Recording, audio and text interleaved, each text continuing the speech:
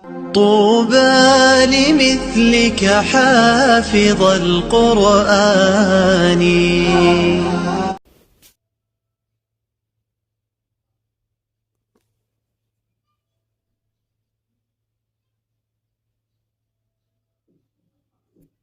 السلام عليكم، أهلا بكم أخواتي، يا رب تكونوا بخير وأحسن حال. اليوم هنكمل معاكم سورة النازعات. أعوذ بالله من الشيطان الرجيم. اذهب إلى فرعون إنه طغى.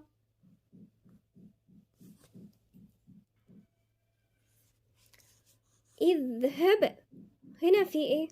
الذال من الحروف اللثوية، وبعدين الباء في ايه؟ قلقلة، الصفة تبعها القلقلة. إلى هنا في ألف صغيرة مادة طبيعي بمقدار حركتين. خلي بالنا نكسر كويس، وبعدين راء هنا مرققة. فرعون إنه حرف قلنا مشدد عند النون، وبعدين في هنا الهاء وفي الواو الصغيرة دي، يبقى مادة صلة صغرى. إنه طغى. طا لساننا كله لفوق، طرف اللسان ووسط اللسان وأقصى اللسان كله لفوق. طغى. الغين برضو مفخمة، والألف تابعة لما قبلها، عشان الغين مفخمة فالألف بقت مفخمة، منقولش طغى، لا طغى. يبقى نقولها تاني. اذهب إلى فرعون إنه طغى فقل هل لك إلى أن تزكى. فقل القاف هنا مضمومة واللام من الحروف المرققة، نخلي بالنا عشان القاف مفخمة فهتفخم معانا اللام، لا نوضح انه اللام هنا مرققة، فنقولها ازاي؟ فقل هل لك، هنا في ادغام وفي شدة، يبقى كامل بغير غنة، احنا عارفين اللام والراء بغير غنة. هل لك إلى، ما نقولش إلى في هنا إمالة للألف، لا لازم نوضح الألف تكون طالعة لفوق كده من غير إمالة ليها.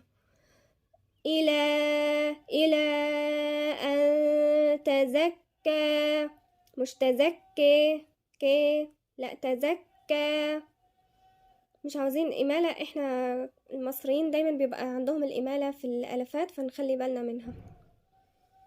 يبقى هنا في مد منفصل الأول 4 حركات، بعديها في غنة واحنا بالسنة رايحين للحرف التاء، بس مش هنحط السنة عليه، ونغن غنة مرققة لأن هنا في غنة إخفاء، نغن هنا غنة مرققة. أن تزكى، وبعدين في مشدد الكاف اللي هي ساكن ومتحرك، وبعديها الألف الصغيرة اللي هي مد طبيعي مقدار حركتين. فقل هل لك إلى أن تزكى وأهديك إلى ربك فتخشى. هنا في ايه؟ الهاء لازم نبينها، منقولش وأهديك لا، وأهديك الهاء تبقى باينة لأنها ضعيفة، حرف ضعيف وكمان ساكن، وهي من حروف الهمس اللي هي فحثه شخص سكت، يبقى من حروف الهمس اللي هي جريان نفس. إلى ربك، الراء هنا مفخمة والباء مشددة ساكن ومتحرك، بعديها فتخشى يبقى الخاء هنا ايه؟ مفخمة، ونقف عليها شوية لأن في همس جريان نفس، بعدين نقول شا اللي هي الألف الصغيرة مقدار طبيعي، مادة طبيعي مقدار حركتين. فأراه الآية الكبرى. فأرى الراء هنا مفخمة، بعدين الألف الصغيرة مد طبيعي مقدار حركتين. الآية الكب في قلقلة عند الباء، منقولش الكب، لا الكب. نحافظ على القلقلة اللي هي تكون مفتوحة. كبرى، والراء هنا مفخمة مع المد اللي هو الألف الصغيرة، مد طبيعي مقدار حركتين. فأراه الآية الكبرى فكذب وعصى. فكذب، الذال هنا مشددة يعني ساكن ومتحرك، والذال من الحروف اللثوية. وعى، نحافظ على الترقيق. وعى، بعدين نقول ايه؟ صا، يبقى عندنا ترقيق الواو والعين، وبعدين ندخل عند الصاد بالتفخيم مع الألف، لأن الألف قلت لكم تابعة لما قبلها، سواء كان إذا كان مفخم الحرف تفخم، وإذا كان مرقق ترقق. فكذب وعصى ثم أدبر يسعى. ثم، الثاء هنا من الحروف اللثوية، وبعدين الميم حرف غنة مشدد. أدى في قلقلة عند الدال. أدى برا، الراء هنا مفخمة. يس، في هنا همس جريان نفس. يسعى.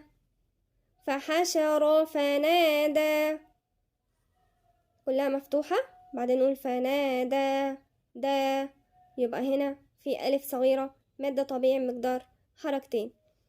فقال أنا ربكم الأعلى. فقال، إن القاف هنا مفخمة واللام بعدها مرققة، بعدين نقول أنا هنا ساقطة في الوصل، عند الوصل الألف دي ساقطة، لكن في الوقف أنا بس يعني تنطق، لكن عند الوصل تسقط. أنا ربكم الأعلى. أنا ربكم الأعلى، بعدين في ألف صغيرة مد طبيعي مقدار حركتين. فقال أنا ربكم الأعلى.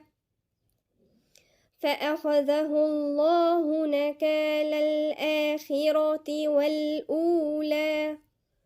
فأخذه، فأخذ كله إيه؟ مفتوح، بعدين نيجي عند الهاء بالضمة. فأخذه الله نكال الآخرة، الراء هنا مفتوحة، آخرة، والأولى، واللام هنا اللي هي الألف الصغيرة مد طبيعي مقدار حركتين. إن في ذلك لعبرة لمن يخشى. إن هنا في حرف غنة مشدد. في ذلك، الألف الصغيرة دي مد طبيعي مقدار حركتين. لاعبة في قلقلة عند الباء. لاعبة، راء تل تنوين وبعدين لام، ونشوف هنا في مشدد يبقى إدغام كامل بغير غنة. لاعبة راء لمن في غنة، الياء هنا في غنة يبقى نون ساكنة وبعدين ياء في غنة، بس ما فيش شدة يبقى اسمه إدغام ناقص بغير غنة. يخشى، لعبرة لمن يخشى.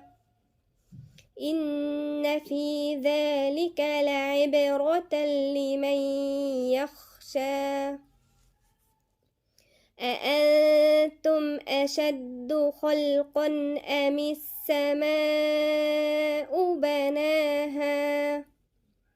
أو نقول أأنتم أشد خلقا أم السماء بناها. هنا في جيم يبقى ايه؟ ممكن توصلي وممكن تقفي.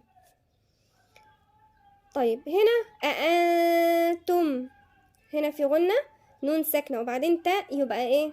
غنة إخفاء. أشد، الدال هنا مشددة يعني ساكن ومتحرك. خا مفخمة. خلقا في تنوين وبعدين همزة، احنا عارفين الهمزة من حروف الإظهار يبقى ايه؟ مفيش غنة. رفع سمكها فسواها. رفع كله مفتوح. سمكها هنا في توسط، يعني ايه توسط؟ يعني ما فيش ولا جريان صوت او انحباس صوت، توسط بين البنين. اللي هي لن عمر، حروفها لن عمر، لكن انحباس الصوت حروفها أجد قط بكت. لكن ده كله الكلام ده في الصفات، إذا الحرف ساكن الصفة تبعه ايه؟ لكن في اللي هو الرخاوة اللي هو باقي الحروف اللي هي لن عمر، باقي الحروف التوسط والشدة، عشان الرخاوة بيبقى حروفها أكتر. يبقى سمكها فسواها، الواو هنا مشددة يعني ساكن ومتحرك. وأغطش ليلها وأخرج ضحاها. نخلي بالنا الغين هنا مفخمة، وأغطى والطاء مفخمة وبعدين الشين مرققة. وأغطش ليلها وأخرى، الاتنين مفخمين الخاء والراء. وأخرج ضحاها، هنا الهاء الألف في النص دي ألف صغيرة مد طبيعي مقدار حركتين. وأغطش ليلها وأخرج ضحاها. والأرض بعد ذلك دحاها. والأرض الضاد من عند مخرج الأضراس، بعدين بعد، وبعدين هي مفخمة كمان خلوا بالكم. بعد ذلك الذال هنا من الحروف اللثوية مرققة، وبعدين في ألف صغيرة مد طبيعي مقدار حركتين. دحاها برضو كمان بعد الحاء في ألف صغيرة مد طبيعي مقدار حركتين. أخرج منها ماءها ومرعاها. أخرج الراء هنا مفخمة والخاء، بعدين منها هنا في عندنا في كلمة واحدة الإظهار، يعني نون ساكنة وبعديها الهاء يبقى إيه إظهار مفيش غنة. ماءها هنا في مد، المد ده متصل 4 حركات لأن الهمزة والمد جم في كلمة واحدة. ومر الراء هنا مفخمة. عاها بعد العين في ألف اللي هو مد طبيعي مقدار حركتين ألف صغيرة. والجبال أرساها، هنا مفيش حاجة بس الراء هنا مفخمة وبعديها في الألف الصغيرة دي مد طبيعي مقدار حركتين. متاعا لكم ولأنعامكم، في تنوين وبعديها اللام يبقى ايه إدغام كامل بغير غنة. وبكده بكون اكتفينا بالشرح اليوم، ونلقاكم على خير بإذن الله، والسلام عليكم ورحمة الله وبركاته. سفراء الذكر يا أبناءنا يا حافظين للهدى سيروا وكونوا قدوة للعالمين. سفراء الذكر يا أبناءنا يا حافظين للهدى سيروا وكونوا قدوة للعالمين. أنتم شوق أمانينا وعطر الياسمين. أنتم شوق أمانينا وعطر الياسمين. فاشكروا الله على نعمائه دنيا. طوبى لمثلك حافظ القرآن. طوبى لكم بمحبة الرحمن. أكمل طريق الخير واصعد سلما. يصدح شداك ببلغة وبيان. أسلك طريق الحق خلف محمد. واقتد حبيب الله في عثمان. تاج الوقار حرسته وملكته. وكتبته بالدر والمرجان. قد عاهد الحفاظ رب صادق.